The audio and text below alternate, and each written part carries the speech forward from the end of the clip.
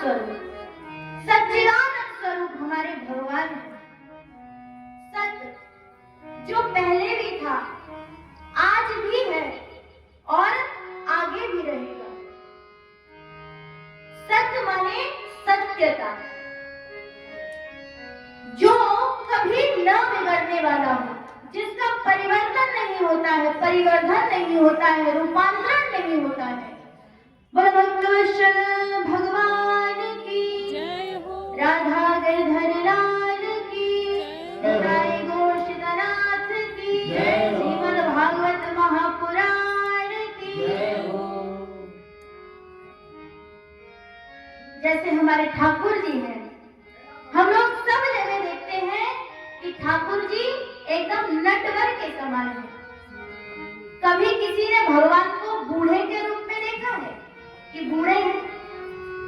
क्योंकि भगवान जो है सत्य स्वरूप है, वो परिवर्तन नहीं होते।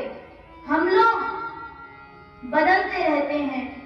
जन्म लिया, बड़े हुए, जवान हो गए, बूढ़े हो गए, मर गए, ये हमारी गति है। लेकिन परमात्मा वो सत्य है, इसलिए निरंतर हर समय वो एक ही स्वरूप में रहते हैं, एकदम नटवर के समान। उनका कभी भी परिवर्तन नहीं होता है। दूसरा है चित्त। चित्त का अर्थ है प्रकाश, चित्त का ही अर्थ है चिन्मय, चित्त का ही अर्थ है ज्ञान, चित्त का ही अर्थ है चेतना। चेतना अर्थात हम लोग चल रहे हैं, किसके द्वारा चल रहे हैं? भगवान के द्वारा चल रहे हैं। इस संसार में जो भी वस्तु है वो चलायमान है, उसको चलाना पड़ता है तब वो चलता है। लेकिन हमारे ठाकुर जी वो स्वयं चित्त स्वरूप है। अगर वो हमारे चित्त से निकल गए तो लोग क्या कहेंगे? राम नाम सत्य है। तो ठाकुर जी चेतना के रूप में हमारे अंदर विद्यमान है। ठाकुर जी ही प्रकाश है।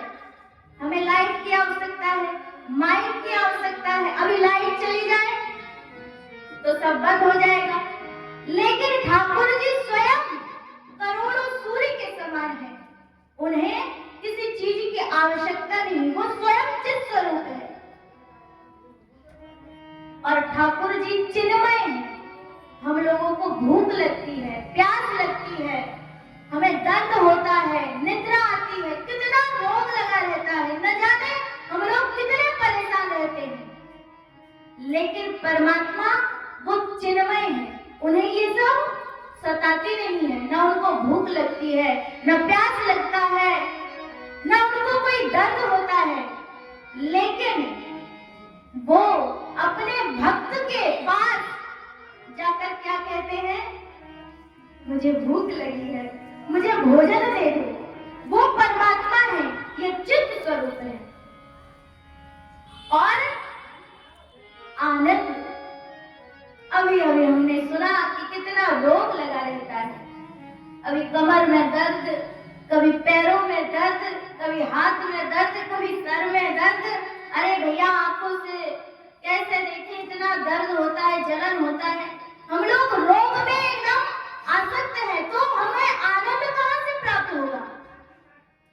इस संसार में हम सोचेंगे कि खाने में बड़ा आनंद होगा।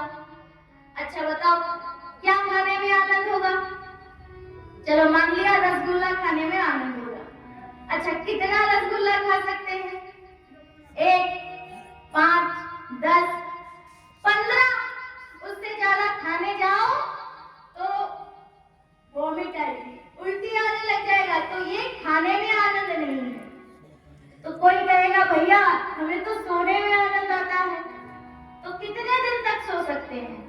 1 दिन, 2 दिन, 3 दिन, उसके बाद कोई सो भी नहीं सकता।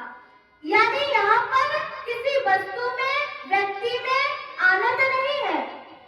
क्यों? क्योंकि आनंद केवल और केवल श्री हरि है, हमारे ठाकुर जी हैं। जो भगवान का बन जाता है, जो भगवान के हो गए हैं, उनको ही आनंद आता जाता है।